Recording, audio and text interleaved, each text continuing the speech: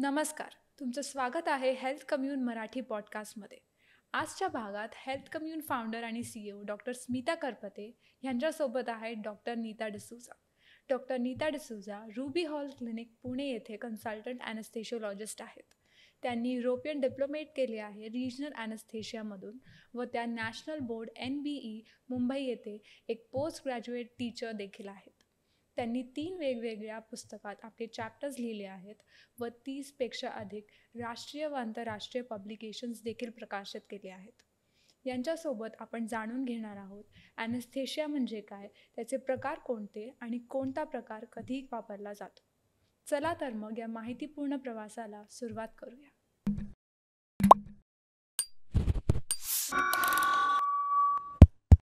Recently आम्ही health commune Marathi सुरू केलं आहे, ठीक आहे. कारण मराठीमध्ये कॉन्टेंट बनवून महाराष्ट्रासाठी हेल्थ अवेअरनेस करण्यासाठी प्रयत्न करतो आहे. दिस इज इनफॅक्ट मराठीचा सेकंड पॉडकास्ट आहे. पहिल्या पॉडकास्टमध्ये आम्ही डायबिटीज कवर केलं होतं आणि because diabetes it's a big problem आपल्या आणि सगळ्यांना त्याची इन्फॉर्मेशन हवी होती. पण नाव स्पेसिफिकली ॲनेस्थेशियोलॉजी बद्दल थोडी इन्फॉर्मेशन हवी होती आणि I thought you are the right person to talk about because whenever आम्ही लोक बघतोय की पॉडकास्टमध्ये कुठले डॉक्टर्स इन्व्हाइट करायचे आणि आमचा सर्वात प्रायमरी क्रायटेरिया असतो doctors those who are academically oriented, right. आणि आय रिमेंबर आपण किती बरेच वर्ष आधी भेटलो होतो 2008 तर आणि आय नो की कशी जर्नी होती. पण तरी आमच्या ऑडियन्ससाठी इफ यू टेल की कुठे स्टार्ट झालं, काय केलं, एज्युकेशन वगैरे, that will help to give a small quick introduction of you. Okay, so I did my MBBS from Rural Medical College, Loni. After internship, obviously, as everyone prepares for a PG entrance, so we did prepare. Our batch, unfortunately, there was a lot of waiting period, and then after MBBS, each one develops a liking towards a certain branch. So the liking for me was towards medicine, pediatrics, or anesthesia. The reason being that I was not so inclined towards the surgical branch.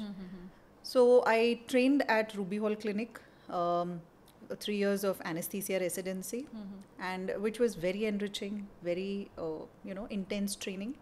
And then I got an opportunity to work at All India Institute of Medical Sciences for 3 years, which again was a huge, vast experience managing different types of patients. So that's with regards to my training. Then I did my European diplomate in regional anesthesia from Dublin. And since then, for the last 17-18 years, I have been practicing anesthesia as a consultant at Ruby Hall Clinic, Pune.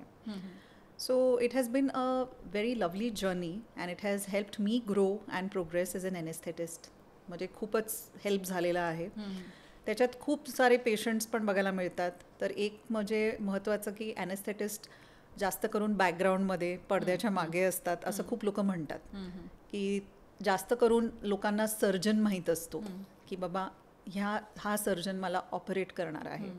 पण तुम्ही जर विचारलं, आम्ही ह्याच्यावर एक questionnaire आणि एक छोटंसं स्टडी पण केलं होतं. त्याच्यात ऑलमोस्ट 95% लोकांना हे पण माहीत नाही की बाबा एक ॲनेस्थेसिओलॉजिस्ट हे असा एक प्रकार आहे, डॉक्टर आहे जे ॲनेस्थेसिया किंवा भूल देणार आहे. म्हणजे भूल तज्ज्ञाबद्दल खरंच माहिती नाही आहे. त्यांना वाटतं तो जे सर्जनकडे गेलोय बाबा तेच भूल देणार आहेत आणि तेच आमचं सगळं बघणार आहेत, दुखणं पण कमी करणार, बेशुद्ध पण करणार. तर हे जेव्हापर्यंत पेशंट्सला माहिती नाही, अवेअरनेस नाही ह्याच्याबद्दल, तर ते पडद्याच्या मागेच राहणार आहेत ॲनेस्थेटिस्ट. थोडासा दोष ॲनेस्थेटिस्टचा पण आहे, कारण ते येऊन जास्त पेशंटशी इंटरॅक्ट मोस्टली करत नाहीत. पण मला वाटतो अप्रोच असा बेटर आहे की बाबा सर्जननी पण पेशंटला सांगावं की बाबा तुम्हाला ह्या प्रकारचं तुम्हाला भूल देणार आहे की तुम्हाला पेन नको व्हायला, म्हणून तुम्ही जाऊन तुमचे कन्सर्न्स जे असतील तुम्ही ॲनेस्थेटिस्टला भेटा. बरोबर, हे खूप इम्पॉर्टंट पॉईंट आहे. तर जेव्हा पेशंट आमच्याकडे येतो मग आपण पूर्ण पेशंटला चेकअप करतो, पूर्ण हिस्ट्री घेतो की बाबा तुमचं आधी काही सर्जरी झालं आहे का, आधीचं काही एक्सपिरियन्स आहे का, मग दुसरं काही आजार आहे का. हे सगळे महत्त्वाचे गोष्टी जे आहेत ज्याच्यामुळे सर्जरीला इम्पॅक्ट होऊ शकतो हे सगळं आपण विचारतो. स्पेसिफिकली साधारणपणे बीपीचं आजार आहे, हायपरटेन्शन, डायबिटीज, TBचा आजार आहे ज्याच्यामुळे हेड टू टो म्हणजे सगळं ऑर्गन सिस्टम अफेक्ट होऊ शकतात. कावीळ आहे, जॉन्डिस आहे का, मग दम्याचा त्रास आहे का, किंवा आधी कधी झटके आलेत त्याच्यामुळे औषधं चालू आहेत का. कारण काय काय वेळेस ॲनेस्थीसिया देताना हे सगळे जे औषधं तुमच्या बाकीच्या आजारांसाठी चालू आहेत त्याच्या इंटरॅक्शनमुळे काही फरक पडू शकतो. तर हे खूप इम्पॉर्टंट आहे की पेशंटनी सांगावं. काही लोक सांगत नाहीत की बाबा त्यांना काय वाटेल, आणि स्पेसिफिकली व्यसनाबद्दल सांगत नाहीत. बरोबर. की काही लोक स्मोकिंग करतात, काही लोक अल्कोहोलिक असतात, म्हणजे दारू रेग्युलरली घेतात. तर ह्या पेशंट्समध्ये ॲनेस्थीसियाचा जो इम्पॅक्ट असतो कधी कधी ॲडव्हर्स इफेक्ट्स पण होऊ शकतात. बरोबर. जर भूलतज्ञाला माहीत असेल की बाबा हे होऊ शकतं, तुम्ही प्लीज त्यांना ओपन अप करून सांगा, म्हणजे अजून केअर घेता येईल की बाबा तुम्हाला व्यवस्थित ज्या प्रमाणात औषधं द्यायला पाहिजे ते दिले जातील आणि तुमचा आउटकम चांगला राहील. बरोबर. तर ॲज अन ॲनेस्थीसिओलॉजिस्ट पेशंट्सनी येऊन विचारायला पाहिजे. आणि हे फक्त सर्जरी पुरता नाही आहे. एकतर प्री ऑप चेकअप, कधी कधी पेशंटचे खूप कफ असतो, छाती अशी चोकअप असते, तर ह्यांना आपण थोडं ऑप्टिमाइज पण करू शकतो. म्हणजे त्यांचं कंडिशन थोडं सुधारून मग सर्जरीला घेतलं तर त्यांचा आउटकम किंवा कोर्स आफ्टर सर्जरी चांगला असतो. तर ते इम्पॅक्ट नक्की पडतो. मग काही प्रेग्नंट लेडीज असतात ज्यांना आता डिलिव्हरीसाठी जायचं आहे. बरोबर. तर डिलिव्हरीसाठी सगळेच म्हणतात की बाबा पेन नको, तर त्यांचे आजी आणि आई म्हणणार विदाऊट पेन थोडी तुम्ही जगात आलेत, पेन तर सहन करावं लागेल.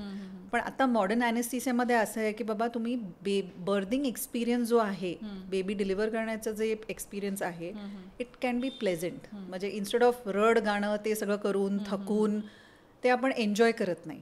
So there is something called as labour analgesia, epidural labour analgesia. पण हे पेशंटला जेव्हा ऑब्स्टेट्रिशियनकडे जातात तेव्हा ऑब्स्टेट्रिशियन सगळेच त्यांना ह्याच्याबद्दल सांगत नाही. बरोबर. तर जर ऑब्स्टेट्रिशियननी पण सांगितलं की बाबा असे टेक्निक्स आहेत ज्याच्यामुळे तुमचं पेन कमी होऊ शकतं, तुम्ही बेबीला वेलकम जे करता अगदी वेदनारहित असं तुम्ही वेलकम करू शकतात, हा एक ऑप्शन दिला तर I am sure at least 80-90% mothers ते कन्सिडर करतील. बरोबर. की वाय नॉट. सो ते पण एक ॲनेस्थेटिस्ट पेन फ्री डिलिव्हरीजसाठी हेल्प करतात. ह्याच्याबद्दल पण असं म्हणत नाही आहे की मी की काहीच दर प्रोसिजरबद्दल काही ना काही साईड इफेक्ट्स असतात, पण ह्याच्याबद्दल पूर्ण माहिती दिलेली असते पेशंटला की बाबा तुम्ही काय एक्सपिरियन्स करणार आहेत, तुम्हाला पुढे जसं प्रोग्रेस होते लेबर तसं तुम्हाला कधी काय डोस दिला जातो हे सगळं एक्सप्लेन केलं जातं.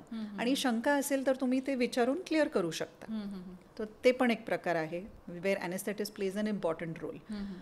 प्लस समजा तुमचं फक्त हात फ्रॅक्चर झाला आहे तर ह्याच्या पर्टिक्युलर कंडिशनमध्ये पूर्ण भूल द्यायची काही गरज नसते. आपण फक्त हाताच्या नर्व्हजला ब्लॉक देऊ शकतो किंवा लोकल ॲनेस्थेसिया स्थानिक भूल देऊन ते मॅनेज करू शकतो. म्हणजे पेशंटला लवकर खाता पिता येईल, उपाशीपोटी राहायची गरज नाही आहे सर्जरी नंतर, आणि थोडं झोपेचं औषध देऊन ते प्रोसिजर आपण संपवू शकतो. बरोबर. तर हे सगळे ॲडव्हान्टेजेस आहेत. प्लस ॲनेस्थेटिस्टचा ICU मध्ये पण रोल खूप महत्त्वपूर्ण आहे. कारण ॲनेस्थीसियामध्ये एअरवे, ब्रीदिंग आणि सर्क्युलेशन म्हणजे managing airway, breathing and circulation ह्याच्यात ट्रेनिंग इज मच मोर. म्हणजे आम्हाला ह्याच्यात खूप जास्त ट्रेनिंग दिली जाते. म्हणून एमर्जन्सी क्रायसिसमध्ये किंवा कोणी बाबा हार्ट अटॅक आला पेशंटला, जरी घरी असेल किंवा बाहेर असेल, the anaesthetist know how to go about it. और ॲनेस्थेटिस्टला एमर्जन्सी केअरचं नॉलेज, ज्ञान खूप जास्त आहे. सो त्याच्या टीममध्ये, एमर्जन्सी टीममध्ये पण त्यांचा रोल खूप इम्पॉर्टंट आहे. बरोबर. तो इंटेन्सिव्ह केअरमध्ये, ICUमध्ये जसं मी सांगितलं स्थानिक भूलसाठी, लेबर ॲनाल्जेसिया, सर्जरी म्हणा, डिलिव्हरी म्हणा, या सगळ्या फील्ड्समध्ये ॲनेस्थेटिस्टचा रोल आहे. फक्त त्यांचा रोल तेव्हा कळून येईल जेव्हा पेशंट येऊन विचारेल की बाबा मी काय अपेक्षा करायला पाहिजे आधी, सर्जरीच्या आधी आणि सर्जरीच्या नंतर. बरोबर. तर तुम्हाला खूप जास्त माहिती आणि जे काही तुम्हाला शंका आहे, मी सर्जरीच्या वेळेस जागा होणार का, किंवा मला दुखणार का, वेदनारहित शक्य आहे का, हे सगळे क्वेश्चन्स, ॲनेस्थेसियाचे साईड इफेक्ट्स आहेत का, हे सगळं क्लिअर करायला हेल्प होईल. बरोबर. पण आज जर आपण पाहिलं की कुठलेही पेशंट आहे त्यांना एखादी सर्जरी सजेस्ट केली असेल, युजली सर्जन्स लोकांसोबत भेटतात, फायनलाइज करतात आणि ॲडमिशन्स वगैरे घेतात. ॲनेस्थेशियोलॉजिस्टसोबत युजली मला वाटतं after admission they will do the visit, जिथे NVM वगैरेसाठी वगैरे असतं. तर ॲट वॉट स्टेज, आणि even if it is not a conventional practice, पण at what stage do you suggest की पेशंटनी ॲनेस्थेशियोलॉजीसोबत सुद्धा कन्सल्टेशन घ्यावं? करेक्ट. आता काय झालं आहे की मी एक्झाम्पल्स देते. फॉर एक्झाम्पल एक मेजर सर्जरी आहे. मेजर सर्जरीसाठी जसं मी सांगितलं, पेशंटला ची कंडिशन अजून सुधारू शकतो का, हे सर्जननी ॲनेस्थेटिस्टला लवकर इन्फॉर्म केलं तर ठीक आहे. हे एमर्जन्सी केसेस सोडून द्या. एमर्जन्सी म्हणजे काय, तुमचं अपेंडिक्स दुखतंय, अपेंडिक्स पोटात बस झालंय, ह्याच्यात आपल्याला खूप ऑप्टिमाइज किंवा कंडिशन इम्प्रूव्ह करायचं खूप वेळ मिळत नाही. पण समजा पेशंटचं काहीतरी कॅन्सर सर्जरी आहे की 1-2 दिवसात होणार आहे, ते 1-2 दिवस पण महत्त्वपूर्ण आहे, कारण आपण ब्रीदिंग एक्सरसाइजेस करून घेऊ शकतो. त्यांचे बाकीचे औषधं काय चालू आहेत, त्याचं व्यवस्थित कंट्रोल आहे की नाही ते बघू शकतो. बीपीचा कंट्रोल आहे की नाही, कारण ऐन वेळेस आले त्या टेन्शनमध्ये त्यांचं बीपी 200, रिस्क वाढते. त्याच्यामुळे हे सगळं आपण कंट्रोल करून मग घेऊ शकतो. तर समजा मेजर सर्जरी असेल तर कमीत कमी 1 आठवडा 3-4 दिवस आधी जर भेटलो पेशंट जर ॲनेस्थेटिस्टला भेटले तर खूप फायद्याचं आहे. बरोबर. आणि समजा प्रेग्नेंट लेडी आहे तर आपण ऑब्स्टेट्रिशियनकडे 9 महिने जातो रेग्युलर चेकअपसाठी. पण जर तुम्हाला ह्याचं नॉलेज किंवा ज्ञान आहे की बाबा तुम्हाला वेदनारहित लेबर करायचं आहे, त्यावेळेसच तुम्ही 1st-2nd ट्रायमेस्टरमध्ये पण जाऊन एकदा शंका सगळे दूर करू शकता. आपल्याकडे गुगल मास्टर आहेच, तर गुगलमध्ये सगळे लोक नक्कीच शोध काढून सगळं वाचून येतात. ते पण मी म्हणते त्याच्यावर पूर्ण विश्वास करू नका. Experience matters. सो गुगलवर लिमिटेड इन्फॉर्मेशन असते आणि कधी कधी खूप मिसगायडिंग पण असू शकतं. तो just give it to the doctor or put it to the anaesthetist की तुमचे काय क्वेरीज आहेत. तर 1-2दा असं पण अनुभव झाला आहे की पेशंटनी असं पेपरवर सगळे 50 क्वेश्चन वगैरे लिहून आणलेलं आहे. तर मी खूप इम्प्रेस झाली अशा पेशंट्सबद्दल की त्यांना पूर्ण माहिती पाहिजे, which is definitely the right of the patient. म्हणजे त्यांना डेफिनेटली राईट आहे की बाबा मी काय एक्सपिरियन्स करणार आहे त्याचं पूर्ण माहिती पाहिजे मला. पण कमी असतात असे पेशंट्स. तर जसं मी सांगितलं, ॲज अर्ली ॲज पॉसिबल, जसं सर्जरी ठरतं तसे येऊन तुम्ही कॉन्टॅक्ट करू शकता. तुमचे जे आजार आहेत ते एक्सप्लेन करू शकता. त्याचं कंट्रोल व्यवस्थित होतं आहे का ते विचारू शकतो. एमर्जन्सी सर्जरीसाठी पण आम्ही जितकं पॉसिबल आहे पेशंटला रिलॅक्स ठेवतो, पेन फ्री ठेवतो आणि नाईस मेमरीज सर्जरीचे किंवा की बाबा स्ट्रेसमध्ये नको, असं कम्फर्टेबल कंडिशनमध्ये सर्जरी करून शक्य आहे. तर समजा एखादा त्या गावी म्हणा असं वगैरे सर्जन्स, फार असे सर्जन्स असतात ना, डॉक्टर्स युजली त्यांना काही विचारायला वगैरे भीती वाटतं. करेक्ट. समजा एखादा पेशंट गेला सर्जनकडे आणि त्यांनी म्हटलं की आपण ऑर्थोपेडिक सर्जरी आपली पोस्टेड आहे, तर आणि जर भीती वाटत असेल की ॲनेस्थेशियोलॉजिस्ट कोण आहेत विचारायला वगैरे, it's okay right, like it's okay to ask की मला ॲनेस्थेशियोलॉजिस्ट सोबत इट इज डेफिनेटली ओके. आणि तुम्ही जर विचारलं आणि काय होतं की सर्जन जेव्हा पोस्ट करतो तर तेव्हा सर्जन अच्छा तुमचं हो उद्या करून टाकू, पण त्याच्या पुढे जर तुम्ही विचारलं की बाबा करून टाकू म्हणजे मला भूल देणार आहे का, मग कसल्या प्रकारचं भूल देणार आहे, असं जर तुम्ही विचारलं तर सर्जन तुम्हाला सांगेल किंवा की बाबा तुम्ही ह्या भूलतज्ञाला कॉन्टॅक्ट करा, त्यांना तुम्ही विचारू शकता. पण काय होतं, हे 1-2 प्रश्न जे विचारले तेव्हा ते सर्जन म्हणणार हो हो हो पूर्ण भूल देणार आहे किंवा अर्धी भूल देणार आहे. त्याच्यात जर तुम्ही संतुष्ट असाल मग ठीक आहे. पण मला तरी वाटतं जे खूप अँक्शियस पेशंट असतात की त्यांना प्लस त्यांना वेगळे आजार असतात, सर्जरीच्या व्यतिरिक्त हे सगळं मॅनेज करायचं खूप महत्त्वपूर्ण आहे, तर ते विचारलेलं बरं आहे. It's better, rate better. आता मेजर सर्जरीसाठी पूर्ण भूल फक्त सफिशियंट नाही आहे. कधी कधी आम्हाला एपिड्युरल कॅथेटर्स टाकावे लागतात, कारण कट बॉडीवरचे कट मोठे असतात, तर त्यांचं पेन रिलीफसाठी आपल्याला कमीत कमी 2 दिवसाचं पेन रिलीफ मेडिसिन द्यावं लागतं. तर हे सगळे प्रकार जर तुम्ही ॲनेस्थेटिस्टला भेटून विचारलं तर बेटर असतं. बेटर ना. आणि ते आपण सर्जरीच्या आधी विचारलं तर there is no harm at all. In fact खूपच पेशंटच रिलॅक्स राहतो. हो ना. तर असं खूपदा झालंय की ऑपरेशनच्या आधी जाऊन भेटली आहे पेशंटला आणि पेशंट म्हणतात बरं झालं तुम्ही हे सगळं सांगितलं, आम्हाला त्याचीच टेन्शन होती. करेक्ट. कारण तर प्रिपेअर्ड असेल ना आपण कुठल्याही याला, तर रिकव्हरी पण चांगली होते. Mentally you are in a better space. Correct. आणि तर एक तर विचारलेलं चांगलं, any information you are more prepared, आणि ते सगळं आहे. Apart from that you were talking about hypertension, diabetes. Correct. तर या दोन्हीही ज्या कॉमन कंडिशन्स आहेत अगदी त्यामध्ये ॲनेस्थीशिया आणि त्याचं काय को रिलेशन आहे, काय प्रॉब्लेम होऊ शकतात? तर बीपी आणि शुगर जर कंट्रोल नसेल तर युजली आपण सर्जरी त्यावेळेस करत नाही. स्पेसिफिकली जर एमर्जन्सी असेल तर आपल्याला खूप औषधं देऊन कंट्रोलमध्ये आणून मग सर्जरी करावी लागते. कारण एमर्जन्सी म्हणजे काय की जीवाला धोका आहे. बरोबर. तर त्याच्यात मग ICUची गरज पडते. कारण जर खूपच वर खाली होत असेल बीपी तर रिस्क फॅक्टर वाढतो. आता रिस्क फॅक्टर म्हणजे एक्झाम्पल, उदाहरण, जर पेशंटचं बीपी 200च्या वर, 180च्या वर असेल तर त्यांना ब्लिडिंग जास्त होऊ शकतं सर्जरीच्या वेळेस. त्यांना हार्टवर प्रेशर येऊन हार्ट अटॅक पण येऊ शकतो. त्यांना मेंदूमध्ये ब्लीड होऊ शकतो. तर हे सगळे जे फॅक्टर्स आहेत, प्लस त्यांना खूप सारे औषधं लागतात. बरोबर. मग बीपी मॉनिटरिंगसाठी परत वेगळे इंजेक्शनं द्यावे लागतात, लाईन्स टाकावे लागतात. त्याच्यामुळे मॉर्बिडिटी जे म्हणतो आपण किंवा त्यांना कंट्रोल करायचं जे कंडिशन आहे त्याला जास्त वेळ आणि रिस्क वाढते. त्याच्यामुळे आपण म्हणतो की बीपी मॉनिटरिंग केल्यानंतर पोस्ट केलेलं बरं आहे. ओके. हां. ते बीपीच्या बद्दल. समजा शुगर अनकंट्रोल्ड आहे, एक डायबेटिक कीटोॲसिडोसिस म्हणून कंडिशन आहे ज्याच्यामुळे पेशंट ICUत पोचतो. बरोबर. पूर्ण बॉडीचे इलेक्ट्रोलाइट्स, फ्लुइड स्टेटस डिस्टर्ब होऊन जातं. त्याच्यासाठी प्लस हिलिंग पण इम्पेअर होतं खूप हाय शुगर्समध्ये. बरोबर. तर इलेक्टिव्ह सर्जरी असेल, म्हणजे प्लॅन्ड सर्जरी असेल की बाबा आपल्याला 2 दिवसाच्या नंतर, 1 आठवड्यानंतर, तर त्याच्यात तुमचं शुगर कंट्रोल कसं करता येईल ते पण ॲनेस्थेटिस्ट कॅन हेल्प यू. की सर्जरीच्या वेळेस तुम्हाला इन्सुलिन घ्यावं लागेल किंवा ऑलरेडी इन्सुलिनवर आहे तर त्याचा डोस कसा रेग्युलेट करायचा. बरोबर. कारण सर्जरीच्या आधी आपल्याला 6 तास उपाशीपोटी राहायला लागतं. उपाशीपोटी का? कारण आपण पूर्ण भूल देतोय, वॉमिटिंगचे चान्सेस असतात.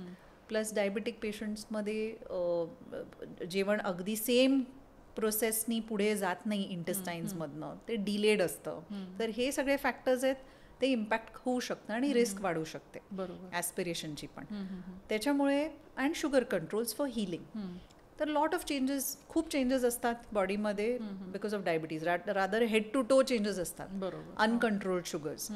तर इट इज बेटर की बाबा तुम्ही शुगर तपासणी करून कंट्रोलमध्ये आहे का, स्पेशली मेजर सर्जरीज. कारण सर्जरी पण एक स्ट्रेस आहे बॉडीवर. बरोबर. तर स्ट्रेसमध्ये पण शुगर्स वाढतात.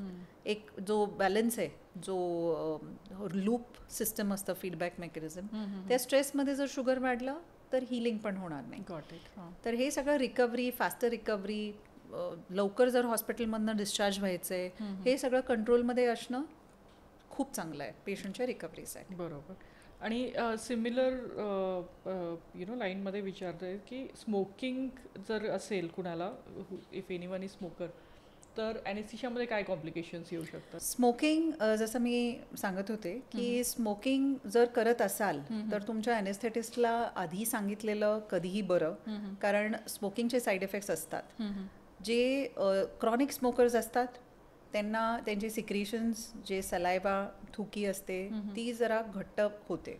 त्यांची श्वासनलिकेची जी कपॅसिटी असते, काही थोडंफार हालचाल झाली त्या श्वासनलिकेमध्ये, त्याच्यात त्यांना खूप हायपर रिॲक्टिव्ह एअरवे असं म्हणू शकतो. बरोबर. आणि आपल्याला पूर्ण भूल देताना श्वासनलिकेत एक ट्यूब टाकावी लागते. मग ते टॉलरेट करत नाही आणि खूप खोकला येतो ह्या लोकांमध्ये. कधी कधी ब्रॉन्कोस्पॅझम म्हणून कंडिशन, म्हणजे त्यांची जी लंग्स आहेत ते असे स्क्वीज होऊन ऑक्सिजन जातच नाही आतमध्ये, असं पण कंडिशन होऊ शकते. आणि कधी कधी एक्स्ट्रीम कंडिशन म्हणजे ती श्वासनलिकेत जी नळी टाकली आहे आपण, जे एंड ऑफ सर्जरीमध्ये काढतो, ती काढायला भयंकर त्रास होऊ शकतो.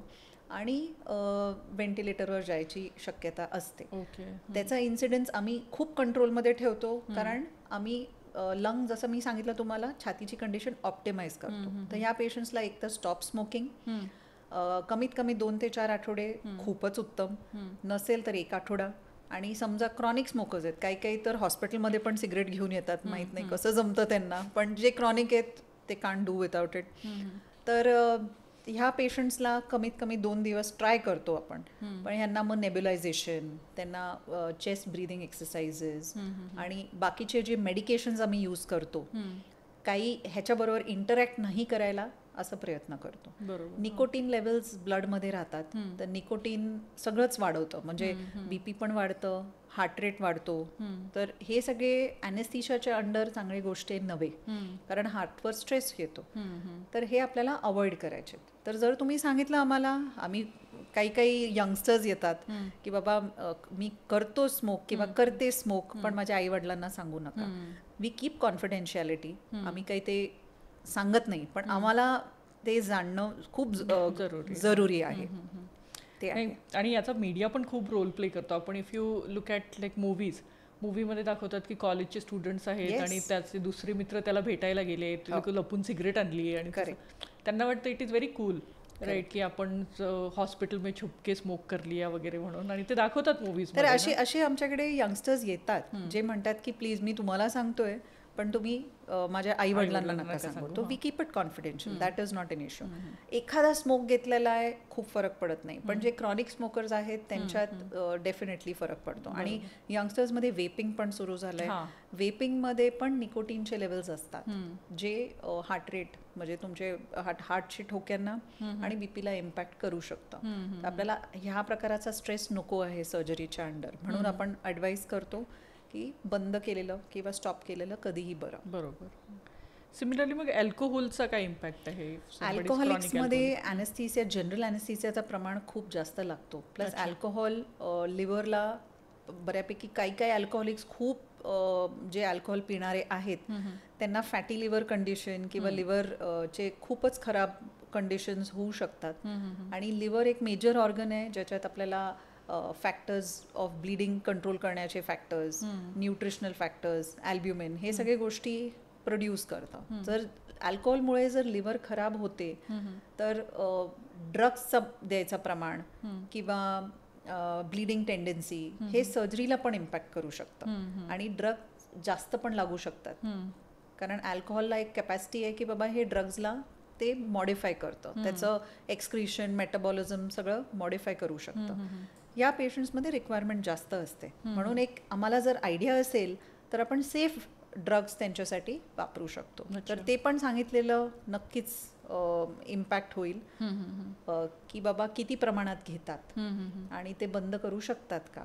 अल्कोहोलचं क्रॉनिक अल्कोहोलिक्स असतील तर आपलं लिव्हर ऑलरेडी खराब झालेली आहे, ते इमिजिएट चेंज करणं डिफिकल्ट आहे. बरोबर. तर आम्ही ऑलरेडी ते प्रिपेअर राहून ड्रगचं प्रमाण मॉडरेट करून मग देतो, जे सेफ आहे पेशंटला.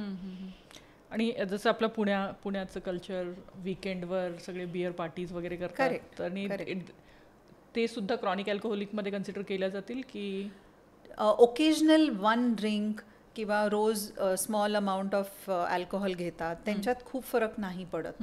पण जे क्रॉनिक अल्कोहोलिक्स आहेत की बाबा amount is really large every day, त्यांच्यात डेफिनेटली ते ड्रग्स मॉडिफाय करावे लागतात, कारण प्रमाण डेफिनेटली जास्त लागतो. आणि लिव्हर फंक्शन टेस्ट पण असेस करायला लागतं की बाबा त्यांचं लिव्हर नॉर्मल फंक्शनमध्ये आहे का डिरेंज्ड आहे, मग त्यांचं रिस्क डेफिनेटली वाढतं. As I said, it's a major organ which takes care of metabolism of drugs.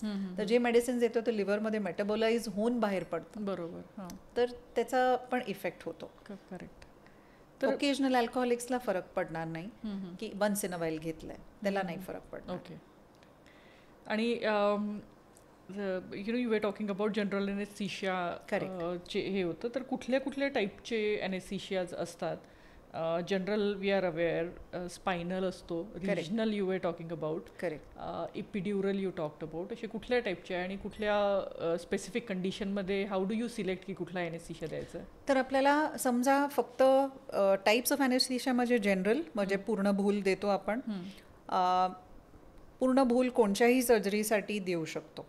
जर पेशंट म्हणाला की मला स्थानिक भूल किंवा अर्धी भूल नको आहे, we have to respect patients choice आणि आपल्याला ते पूर्ण भूल द्यावी लागते. पण आपल्याला जर पेशंटनी सांगितलं की मी ह्याच्यासाठी घाबरतोय किंवा हे माझं कन्सर्न आहे, ही काळजी आहे म्हणून मला ते नको आहे, तर जर एनेस्थेटिस्टला भेटलं तर तुमचे डाऊट्स क्लिअर होऊन तुम्हाला जे अप्रोप्रिएट आहे ती भूल देऊ शकतो आपण.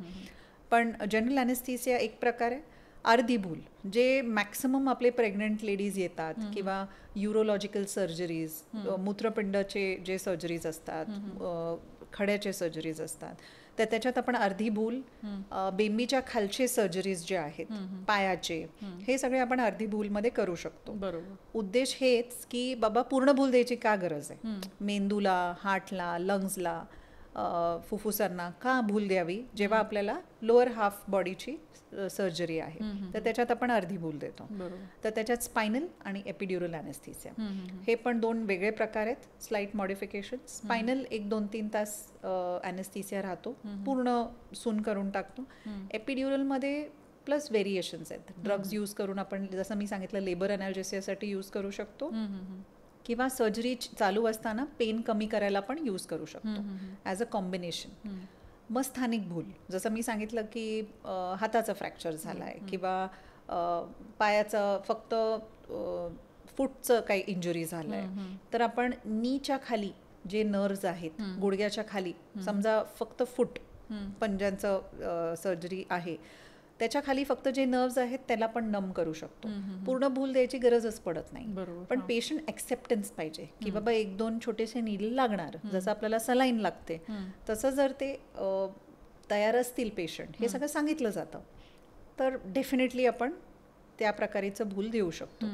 प्लस अवेक सर्जरीज जे म्हणतो आपण, त्याच्यात मेन उद्देश काय असतो, जे नर्व्ह सप्लाय करतात त्या भागाला, त्याला आपण नम करतो.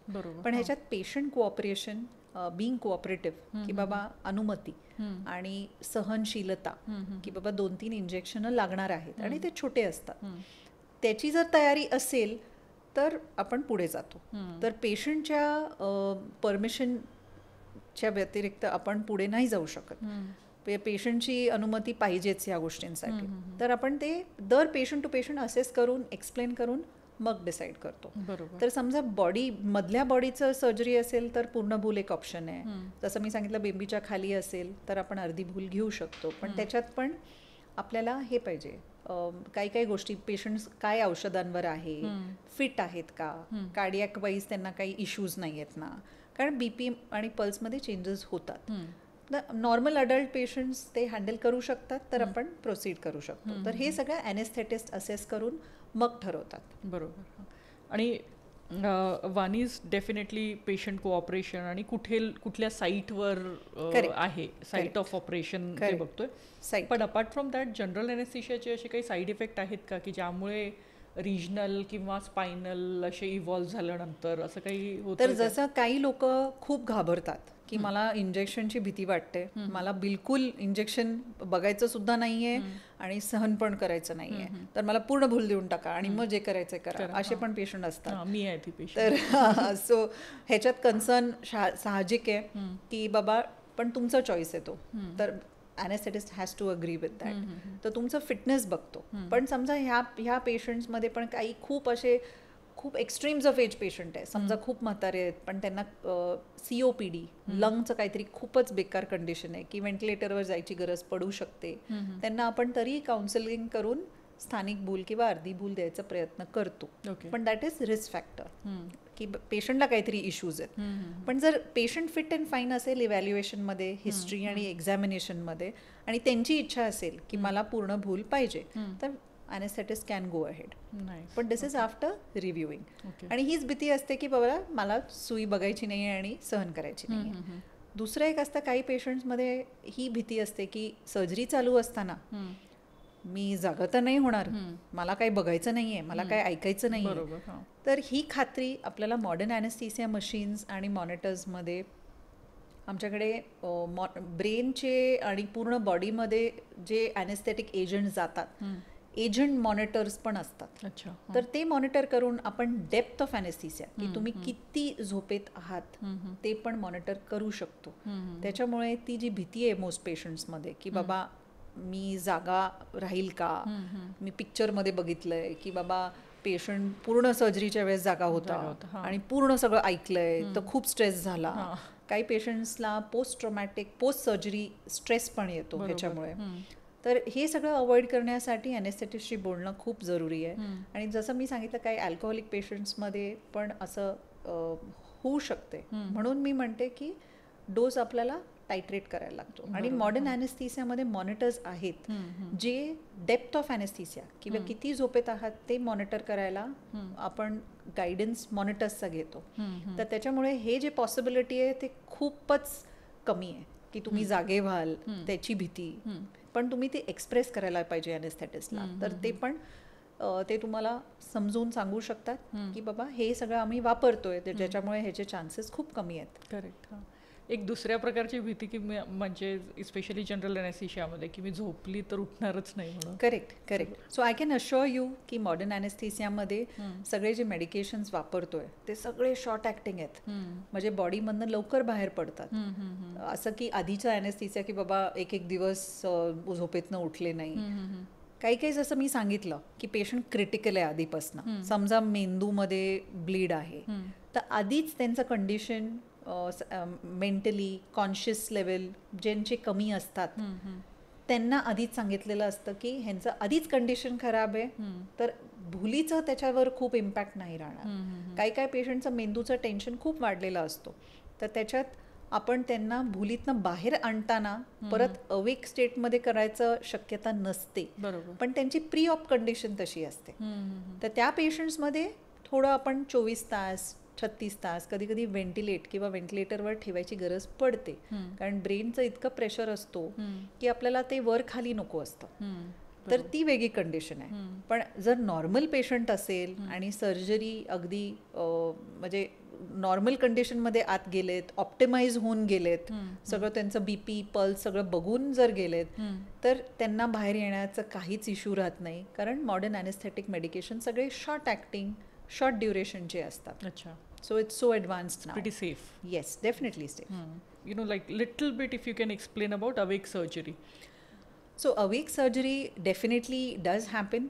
आपण खूप आत्ता बघितलेत ब्रेनचे सर्जरी जे अवेक अवस्थेत म्हणजे पेशंट कधी गाणं गायला रेडी असतात, कधी ते बॉल दाबायला सांगतो आपण.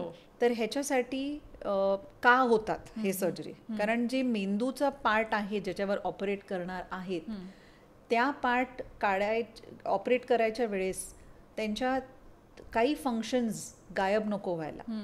समजा खूप एक्सेसिव्ह पार्ट काढतोय असं नको व्हायला म्हणून आपण तो टेस्ट करतो. आणि ते टेस्ट करण्यासाठी ड्युरिंग सर्जरी पेशंटनी अवेक राहणं गरजेचं आहे. ह्याच्यासाठी आपण काय करतो, मेंदूचे सर्जरीज फॉर एक्झाम्पल, मेंदूच्या सर्जरीला जे नर्व सप्लाय करतात ब्रेनला किंवा ब्रेनच्या बाहेरच्या एरियाला तिथे आपण एक specific regional anaesthetic block called scalp block असं देतो. ते भूल साधारण 4 ते 6 तास राहू शकते कॉम्बिनेशन ड्रग्ज यूज करून. ते फक्त मेंदूला 2-3 ठिकाणी इंजेक्शन देऊन ते आपण सून करतो. तर जे मेंदूच्या शस्त्रक्रिया असतात की कट घेतात किंवा हँडलिंग होतं ते सगळं पेशंटला बिलकुल कळतच नाही. पण ह्याच्यात पेशंटचं कोऑपरेशन खूप गरजेचं आहे. तर जसं मी म्हटले सगळे पेशंट फिट नाही आहेत अवेक सर्जरीसाठी. पेशंट कोऑपरेशन, फिटनेस, त्यांची सहनशीलता की बाबा केस जेव्हा चालू आहे सडनली रेस्टलेस झाले किंवा ते सगळं आपल्याला असेस करून काउन्सिल करून मग चेक करायला लागतं. आपण ब्रेन सर्जरी फक्त नव्हे तर कधी पेशंट्स खूप बॅड कार्डियक कंडिशनमध्ये असतात ज्यांचं समजा ब्रेस्ट सर्जरी करायचं आहे एक्झाम्पल. तर ह्या पेशंट्सला आपण फक्त त्या ब्रेस्टला त्या नर्व्सला नम करून पण करू शकतो. तर ह्याच्यात प्रामुख्याने पेशंट कोऑपरेशन खूप गरजेचं आहे.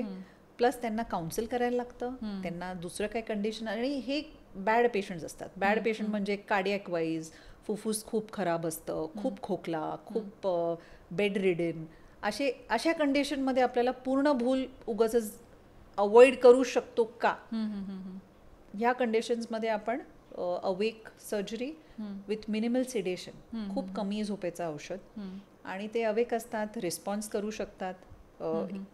सर्जरीच्या वेळेस जर सर्जनला त्यांचं काहीतरी असेस करायचं आहे की बाबा माझा हात दाबा, किंवा तुम्हाला तुम्ही काही प्रश्नाचं उत्तर द्यायचं आहे, ते कळतं की बाबा मेंदूचा तो भाग इंटॅक्ट आहे, त्याला काही हात लागलेलं नाही आहे, बरोबर. तर तो एक असेसमेंट टूल आहे. तर शक्य तर आहे, नक्कीच आहे. आम्ही जेव्हा PHC पोस्टिंग होती माझी, तेव्हा जेव्हाही छोटा बच्चू यायचा इमर्जन्सी रूममध्ये, नर्व्स वेसल्स मिळायला फार कठीण जायचं. So we always used to call anaesthesiologist, आणि वी यूज टू से की आम्हाला हेल्प करा म्हणून, कारण they are really good at it. Similarly obese पेशंटमध्ये सुद्धा फार कठीण जातं करायला. जेव्हा छोट्या मुलांना एनेस्थेशिया द्यावा लागतो, तर त्यामध्ये काय प्रिकॉशन्स एक एनेस्थेशियोलॉजिस्ट बघतो, किंवा कशा प्रकारची हिस्ट्री असतं, ते कसं हे राहतं? तर पीडियाट्रिक एनेस्थेसिया एक सेपरेट सब ब्रांच आहे. तुमच्या ट्रेनिंगमध्ये पीडियाट्रिक एनेस्थेसिया पण येतं. आता पीडियाट्रिक एनेस्थेसिया मुलं जर 8-9 वर्षाच्या पेक्षा मोठे असतील तर ते तुमच्याशी कम्युनिकेट करतात. पण चॅलेंज तेव्हा येतं जेव्हा खूप छोटे मुलं आहेत, बेबीज आहेत, जे आपल्याला communication skills depends on observation plus पेरेंट्समधनं हिस्ट्री जी भेटते ते. तर आमचे स्पेसिफिक हिस्ट्री असतात की माइलस्टोन्स, बेबीचं ग्रोथ कसं होतं, डिलिव्हरीच्या वेळेस त्यांना काही त्रास झाला होता का, ICU मध्ये ॲडमिटेड होते का, किंवा काही श्वास घ्यायला काही त्रास होता का, कावीळ होती का, लसीकरण व्यवस्थित झालंय का. तर हे सगळं आम्ही विचारून बेबीचं कंडिशन असेस करतो, कारण बेबीच्या लेवलला कम्युनिकेशन होत नाही. बेबीचं जसं पॉस्चर आहे, झोपलं कसं आहे, खाणं पिणं कसं आहे, वेट कसं आहे, हे सगळं बघून आम्ही असेस करतो. It's a different art, it's a different sub speciality. पण त्याच्यात पण आर्ट इज दॅट बेबीला न रडवता कसं भूल द्यायचं आणि बाहेर काढायचं. तर बेबीजमध्ये पण जसं मी स्थानिक भूल सांगितलं, वेगळे प्रकारचे स्थानिक भूल प्लस जनरल ॲनेस्थेसिया देऊ शकतो. बेबीजमध्ये अर्धी भूल फक्त देण्याचं शक्यता कमी आहे, पण त्यांना थोडं झोपेचं औषध देऊन आपण रिजनल ॲनेस्थेसिया देऊन सर्जरी चांगल्या रीतीने करू शकतो. करेक्ट. म्हणजे आपण आतापर्यंत जे डिस्कस करतोय की एनेस्थेशियामुळे सर्जरी कम्फर्टेबल राहतं, you don't have bad memories, other thing, patient comfortable आणि पेशंट कम्फर्टेबल आहे. पण एनेस्थेशियाचे पण काही कॉम्प्लिकेशन्स असतील ना, तर ते काय कॉम्प्लिकेशन्स आहेत?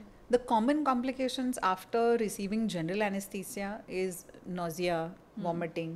पण त्याचे सर्जिकल फॅक्टर्स पण असतात. कधी कधी लॅप्रोस्कोपीमध्ये ते इंटेस्टाईन्स हँडल होतात थोडंफार, आणि काही लोकांना मोशन सिकनेस असं असतं. Motion sickness in the sense गाडीमध्ये बसमध्ये जाताना मळमळतं, ह्या सगळे पेशंट्स प्रोन असतात. मग त्यातल्या त्यात लेडीज पण थोडे प्रोन असतात.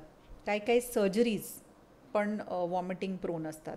तर एक ते कॉमन कंडिशन आहे, पण अवॉइडेबल आहे. तर आपण मेडिकेशन्स देऊन ते अवॉइड करू शकतो. पण जर तुम्ही हे एक्सप्रेस केलं एनेस्थेटिस्टला, तर ते अजून एक मेडिसिन किंवा 2 मेडिसिन त्या कंडिशनला, वॉमिटिंग अवॉइड करायला देऊ शकतो. Common other things as such side इफेक्ट्समध्ये, समजा आपण पाठीची भूल दिली, पाठीच्या भुलीनंतर साधारण 1 दिवस आपल्याला रेस्ट केलेलं चांगलं राहतं. काही लोक बसतात, परत पाणी घेत नाही, पाणी पित नाही, आणि रुटीन ॲक्टिव्हिटीज परत चालू करतात. खूप लवकर चालू केलं, किंवा सराउंडिंग क्लायमॅटिक कंडिशन्स खूप हॉट डेज आहेत, त्याचं एक फिजिओलॉजिकल कंडिशन आहे which is post spinal headache, जो 3ऱ्या दिवशी सुरू होतो पाठीच्या भुलीनंतर. हे सगळे कंडिशन्स होऊ शकतात as side effects. But long term side effects असे नसतात. जर तुम्ही ॲनेस्थेटिस्टचा ॲडवाईस जर घेतलं आणि ॲडिक्वेट रेस्ट घेतला, इवन आफ्टर हाफ ॲनेस्थेसिया और स्पायनल ॲनेस्थेसिया, तर हे सगळे अवॉइडेबल आहेत. सो असं long term impacting complications are very few with anaesthesia practice. आणि जर रिस्की मेडिकेशन चालू आहेत, ब्लड थिनर्स, त्या कंडिशनमध्ये आपण हाफ ॲनेस्थेसिया देत नाही. ते आपण चेक करतो कोणची गोळी आहे, ती बंद केली आहे का, हे सगळं विचारूनच आपण पुढे जातो. तर असं long term effects are not there. Small side effects definitely, that is with every medication, every procedure. Headache, nausea, vomiting, मळमळतंय, वॉमिटिंग झाली, हे सगळे असू शकतात. अजून एक मिसकन्सेप्शन आहे की पाठीची भूल घेतल्यानंतर बॅक पेन सुरू झालं. पाठीची भूलची जी नीडल आहे, जे आपण वापरतो, ती केस एवढी पातळ आहे. तर आपण जेव्हा सलाईन लावतो तेव्हा ती सुई इनफॅक्ट त्या पाठीच्या नीडलपेक्षा खूप मोठी आहे, बऱ्यापैकी मोठी आहे. तर ही सुई आपल्याला किती दिवस, सलाईनची सुई हार्डली 1 किंवा 2 दिवस आपल्याला त्रास देईल, बरोबर, पेन होऊ शकतं. ती पाठीची सुई काही बायका येतात आणि म्हणतात 15 वर्ष आधी घेतलेली आहे आणि ते अजूनही दुखतंय. तर ते कसं आहे की 10 बायका जमले तर तेच आठवतं, असं आहे ते. तर त्याचे वेगळे कारणं असतात. जर तुम्ही बघितलं तर 90-95% लेडीज जे येतात त्यांना सिझेरियन डिलिव्हरी झालेली आहे, तर त्याच्यामुळे त्यांनी पाठीची भूल घेतलेली आहे, कारण ते सेफर आहे बेबीसाठी, मदरसाठी. तर त्याच्यानंतर ड्युरिंग प्रेग्नन्सी जे हॉर्मोनल इफेक्ट्स असतात, आपल्याला माहिती आहे तो गेट, चालायचं जे पॉश्चर असतं बायकांचं ड्युरिंग प्रेग्नन्सी, त्याच्यात आपलं स्पाईनचं कर्वेचर खूप एक्झॅज्युरेट होतं. तर ते एक फॅक्टर त्यावेळेसचं आहे, नो डाऊट. पण आपण कसं बसतो ॲट वर्क, काही खूप जड घरी सिलेंडर उचललं, खूप जड काही वस्तू उचलली, किंवा रिक्षामध्ये प्रवास करतोय ती रिक्षा खड्ड्यात गेली किंवा गाडी खड्ड्यात गेली, हे सगळे ॲडिटिव्ह फॅक्टर्स आहेत. प्लस युअर अर्गनॉमिक्स किंवा पॉश्चर ॲट वर्क. समजा तुम्ही कम्प्युटर IT प्रोफेशनल आहात आणि दिवसातनं 8 तास 9 तास कम्प्युटरवर बसून चालू आहे, हे सगळे ॲड होणार. पण बायकांना ते 15 वर्ष आधीचं सुई आठवते. तर कधी कधी हे एक्सप्लेन करायला लागतं की घाबरण्यासारखं नाही आहे. पाठीची भूल दिली की कमीत कमी 1 दिवस तुम्ही रेस्ट करायचं आहे, कारण ते 2-3 तास पाठीचे मसल्स पण वीक होतात. त्याच्यात तुम्ही जर स्ट्रेन केलं तर ते पेन होऊ शकतं काही दिवसांसाठी. पण ते 15 वर्ष आणि 20 वर्ष ते पाठीच्या भुलीला दोष देणं हे बरोबर नाही आहे. त्यात एक गोष्ट आठवली मला की लोकल एनेस्थेशिया जेव्हा आपण देतो ना, तर काही लोकांना वेळ लागतो to get into the mode of anaesthesia. आणि that is very subjective, right. प्रत्येक व्यक्तीचं वेगळं राहतं ते की त्याला किती वेळ लागतो सुन्न व्हायला तीच पूर्ण जागा. I have gone through multiple dental treatment. Correct. आणि आय रिमेंबर की मला द्यायचं ते करायचे आणि भरपूर त्यांना वेट करावं लागायचं. करेक्ट. तर was the reason for that? कारण लोकल एनेस्थेशिया बऱ्याचशे आजकाल कॉस्मॅटिक प्रोसिजरसाठी यूज करतात. Scalp procedures for hair treatment and all, त्यामध्ये लोकल एनेस्थेशिया यूज करतो. लोकल एनेस्थेशिया जेव्हा आपण देतो तेव्हा आपल्याला वजनाच्या प्रमाणे द्यावं लागतं. तर त्याच्यात पण टाईप्स आहेत. जे लवकर चालू होतं ॲक्शन तो टाईप आहे, आणि जे थोड्या वेळाने चालू होतं पण लॉंग टर्म राहतो असं पण टाईप आहे. तर आपण सर्जरीच्या हिशोबाने त्याचा कॉम्बिनेशन वापर करू शकतो.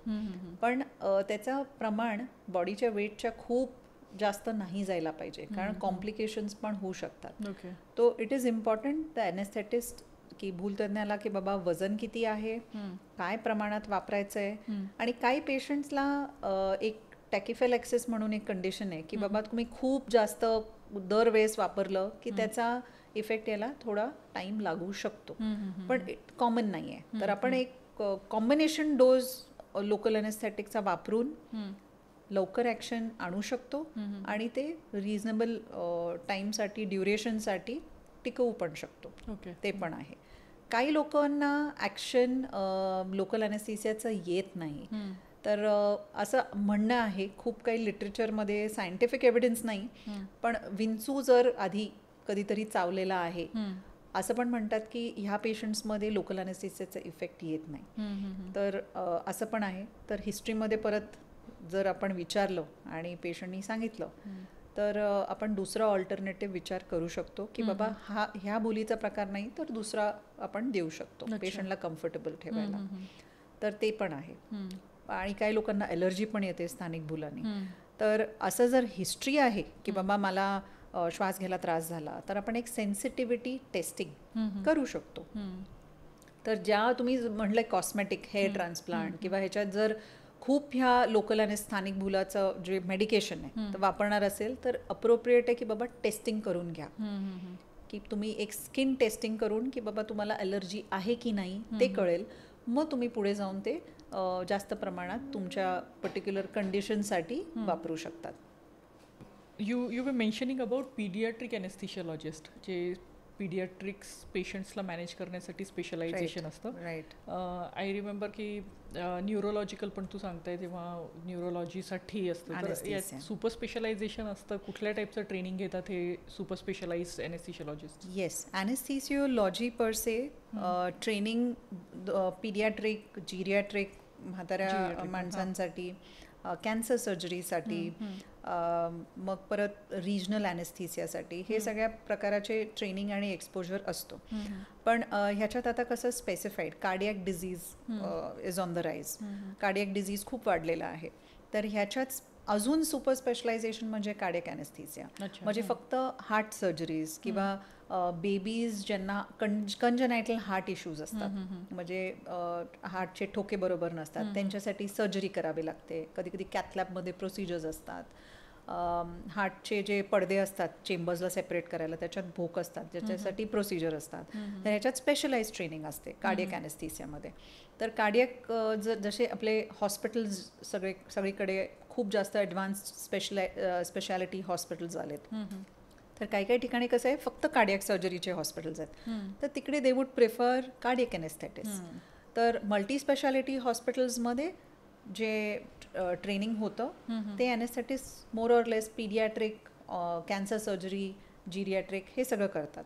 पण काही काही इन्स्टिट्यूट्समध्ये फक्त कार्डियक एनेस्थेसियाचे जे नंबर जास्त आहेत, तिकडे cardiac anaesthesia qualified personal anaesthetist better असतात. जिकडे फक्त न्यूरो सर्जरीचे प्रोसिजर्स होतात, तर तिकडे एक सुपर स्पेशलायझेशन ॲज न्यूरो ॲनेस्थेसिओलॉजिस्ट ते असतात. काही काही हॉस्पिटल्स फक्त पीडियाट्रिक ॲनेस्थेसिया करतात, तर तिकडे पीडियाट्रिक ॲनेस्थेसियाचं पण 2 to 3 इयर्सचं ट्रेनिंग आणि फेलोशिप असतं. सिमिलरली ऑन्को सर्जरी म्हणजे कॅन्सर सर्जरीसाठी ॲनेस्थेसियासाठी किंवा रिजनल रिजनल ॲनेस्थेसिया म्हणजे स्थानिक भूलमध्ये त्यांचं ट्रेनिंग एक्सपर्ट झालेले आहेत. म्हणजे ते आजकाल अल्ट्रासाऊंड घेऊन पण स्थानिक भूल देऊ शकतात, कारण त्यांना नर्व्स अल्ट्रासाऊंडवर बघून मग खूप साईट स्पेसिफिक ॲनेस्थेसिया देऊ शकतात. तर हे सगळे जे सब स्पेशालिटीज आहेत ते ॲनेस्थेसिया ट्रेनिंग नंतर पुढे अजून शिक्षण होऊन मग ते अचीव्ह करतात, जे स्पेशलाइज्ड आहे त्या पर्टिक्युलर कंडिशनसाठी. तर डेफिनेटली एक ॲडव्हान्टेज आहे, जिकडे हाय व्हॉल्यूम त्या पर्टिक्युलर टाईपचे सर्जरी होतात तिकडे. ओके, हां. बट आपल्या पुण्याला आहेत सुपर स्पेशालिस्ट? डेफिनेटली.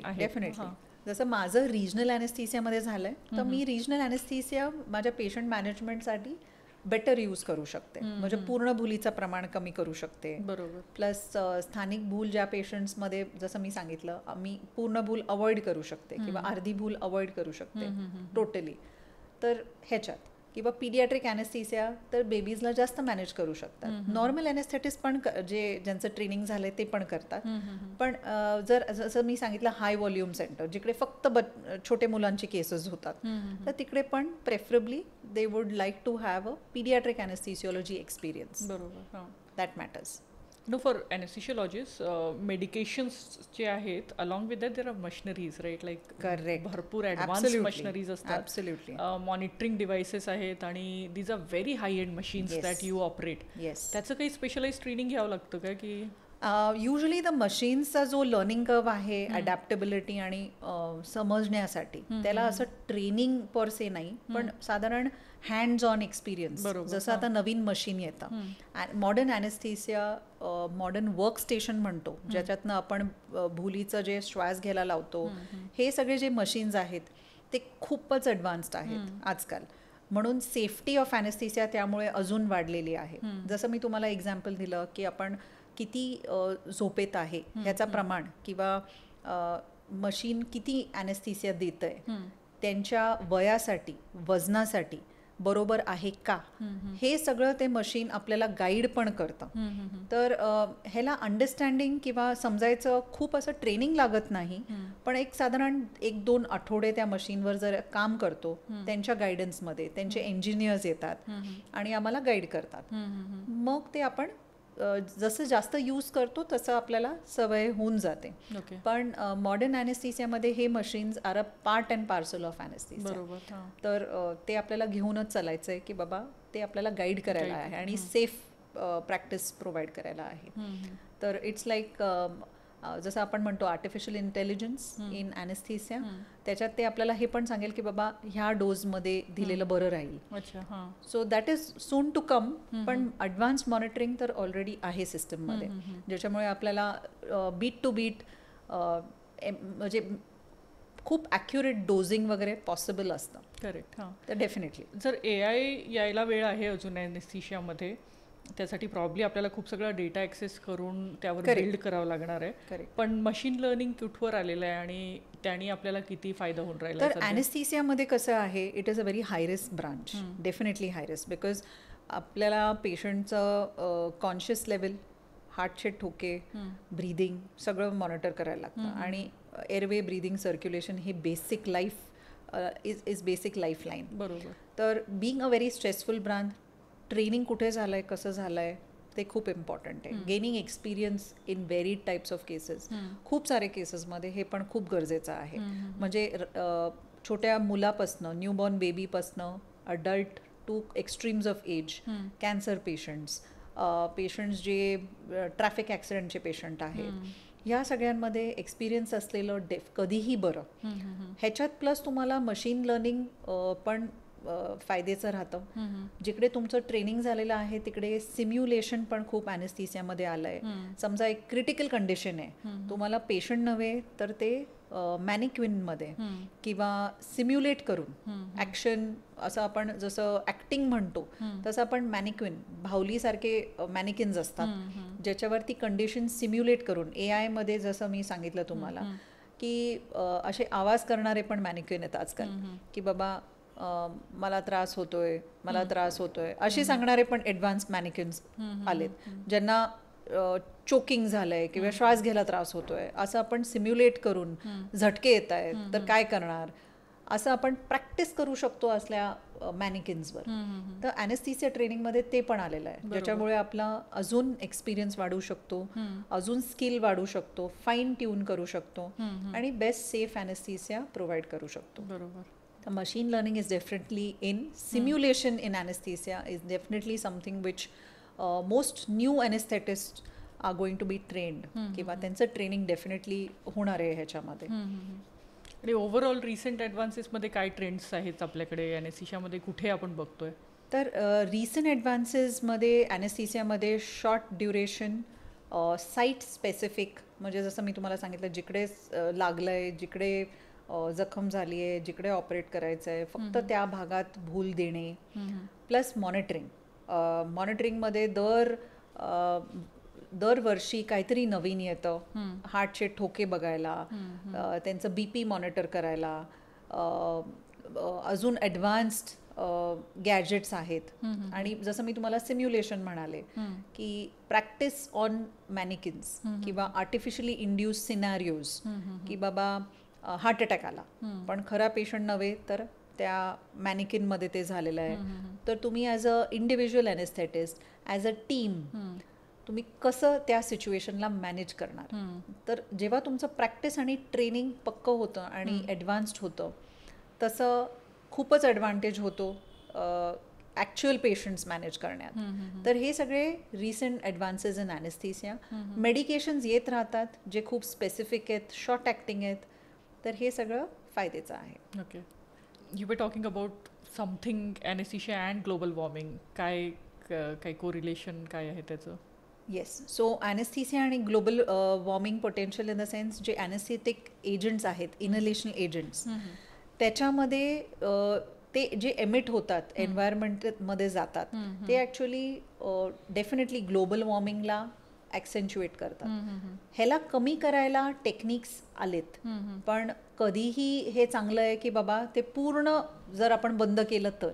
अजून ॲनेस्थेसियामध्ये असे ऑल्टरनेटिव्स आलेले नाही आहेत.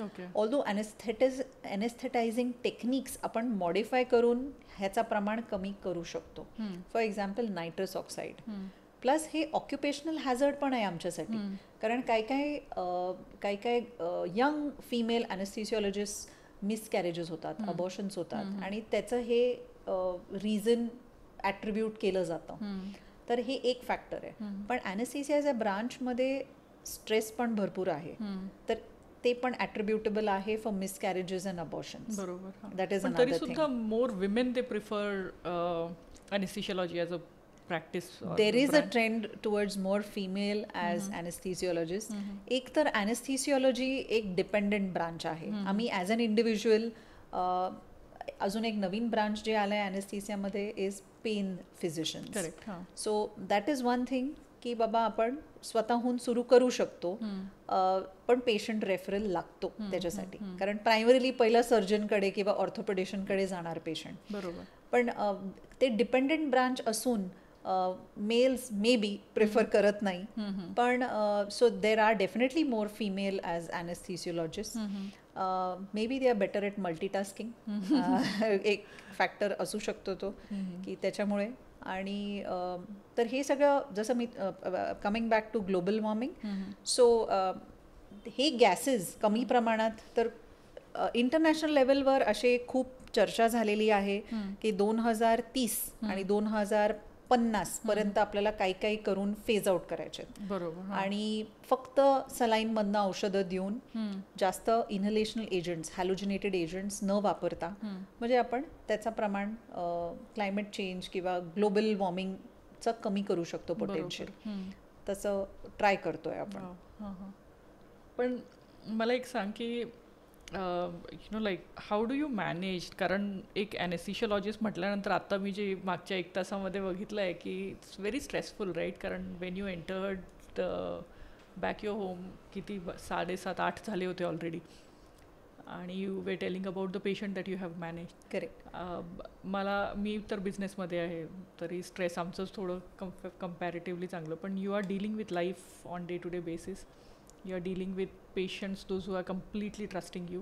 येस. आणि त्यांना माहीतसुद्धा नसतं की काय होऊन राहिलं आहे majority of the times, right? तर तू स्वतः कसं मॅनेज करते हा सगळा stress? According to me I think this is the most stressful branch of medicine. Yes, it is considered a very stressful branch. Other than cardiologist, ॲनेस्थेटिस्टमध्ये heart अटॅकचं प्रमाण पण खूप जास्त आहे.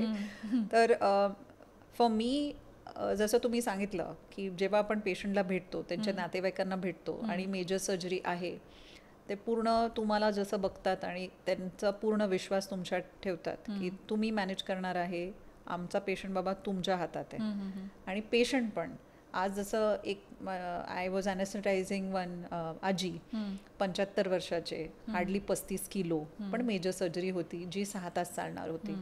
तर त्या आजी मला हसून म्हणाली की मला तुम्ही प्लीज मुलाशी भेटा. तो मुलगा अजून टेन्स वाटला आईपेक्षा, पण त्या मुलाच्या चेहऱ्यावर जसं असतं की बाबा आई माझी जिवंत राहणार ना, आता ह्याचं जर मला उत्तर नंतर द्यायचं आहे तर माझ्यावरती रिस्पॉन्सिबिलिटी आहे की आजीला मी सुखरूपी ॲनेस्थेसियामध्ये जेव्हा इंड्यूस करते, ॲनेस्थेसिया देते किंवा त्यांना पूर्ण बाहेर काढते, ही रिस्पॉन्सिबिलिटी माझ्या खांद्यावर आहे. तर मला तरी फुल रिस्पॉन्सिबिलिटीने हे पार पाडायला त्यावेळेत फक्त पेशंट डोक्यात येतो आणि ते बाबा सगळं BP, पल्स, ब्लड लॉस किती झाला, युरिनचं काय चालू आहे, पेशंट वॉर्म आहे ना, हे सगळं मॅनेज करायला इट्स अ रिस्पॉन्सिबल जॉब. तर every anaesthetist towards the patient with full responsibility no doubt is stressful, specifically for major cases. And even when pregnant there are 2 lives involved, baby and mother. बरोबर. तर हे आहेच stressful. पण आता कसं deal करायचं हे दर इंडिव्हिज्युअलनी मॅनेज करायला पाहिजे. तर there has to be a life outside anaesthesia for sure. तर काही ॲनेस्थेटिस्ट आर्टिस्टिक, काही आर्ट वर्क, काही फिटनेसमध्ये किंवा काही ट्रेकिंग करतात. तर असा एक हॉबी, छंद, हॅविंग मी टाईम, काहीतरी वेगळा एक इंटरेस्ट असायला पाहिजे. आणि dissociating work and family time आणि पर्सनल टाईम, असं एक बाउंड्रीज डेव्हलप करून मग पुढे जायला पाहिजे. आणि कुठेतरी एक रेख काढावी लागेल की ह्याच्या पुढे असं नाही की मी 12 तास काम करणार आहे.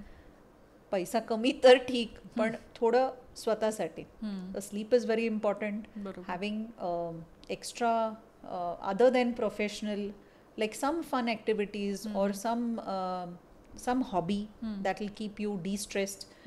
Some may have it in music, some may have it in playing an instrument, some may have it in trekking.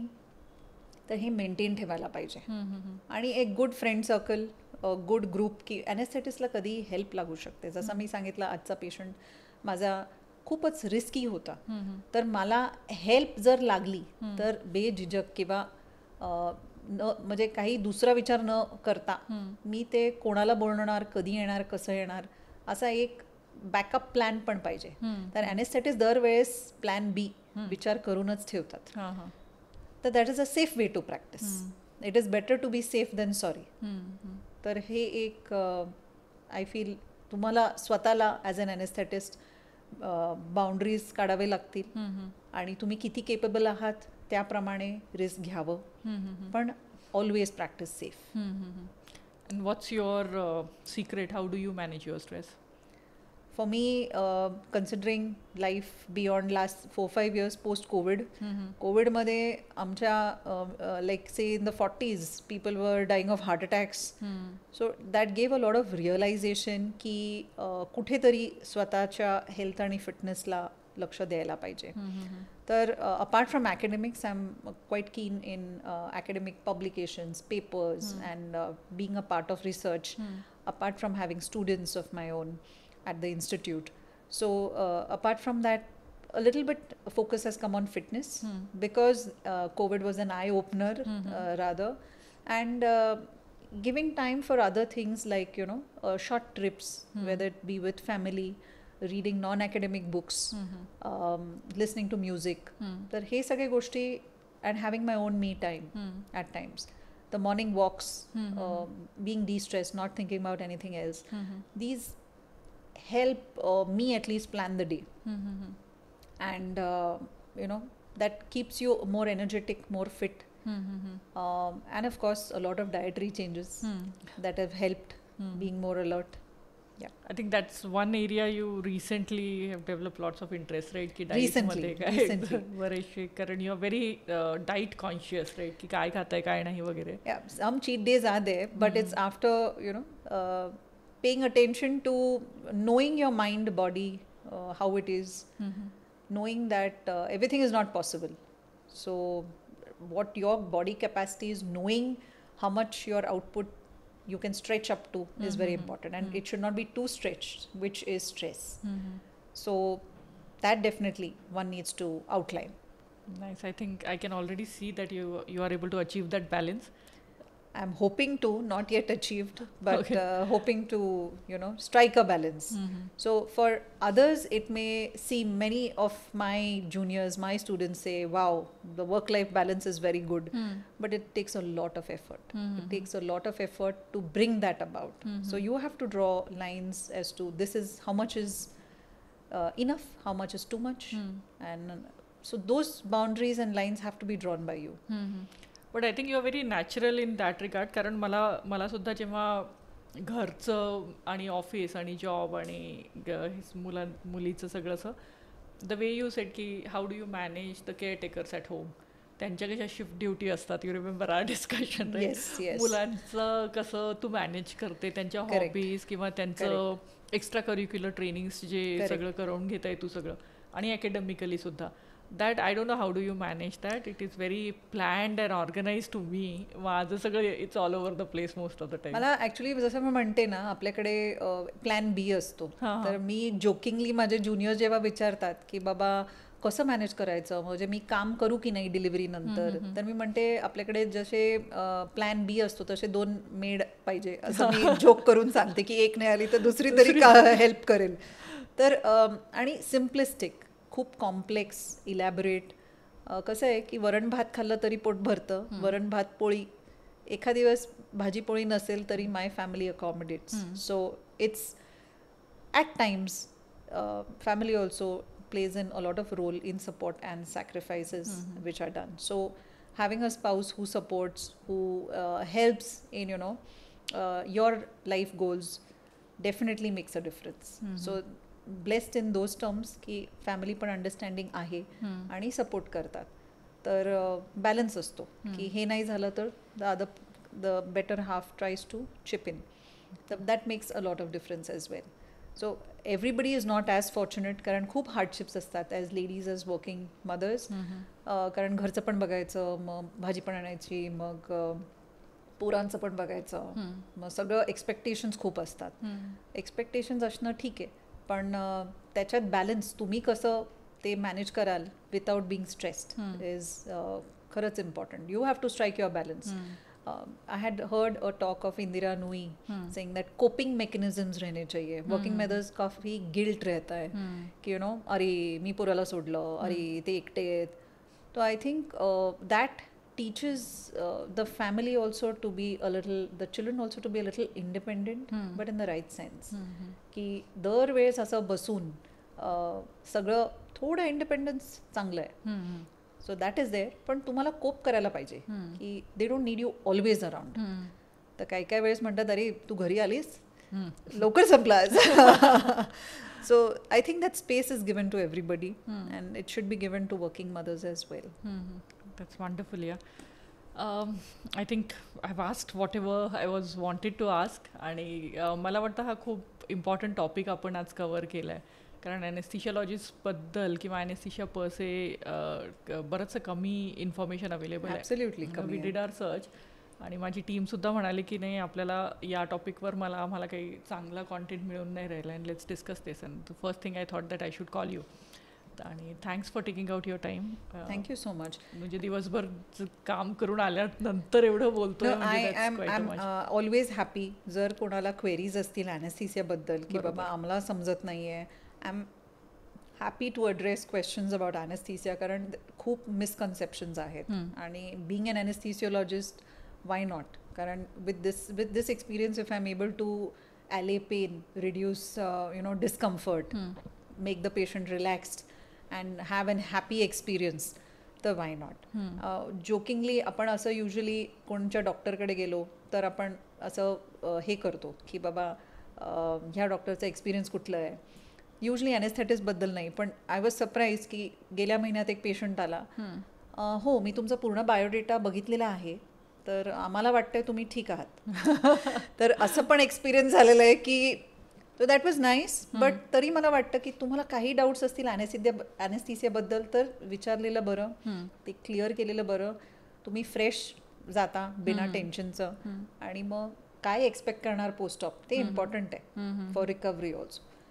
तर happy to answer any questions in future if at all. Definitely. आणि आमच्याकडे questions आले तर I will get back, definitely विचारू तुम्हाला, so that we can solve as many as queries possible. Sure sure. Thank you so much for your time. Most welcome.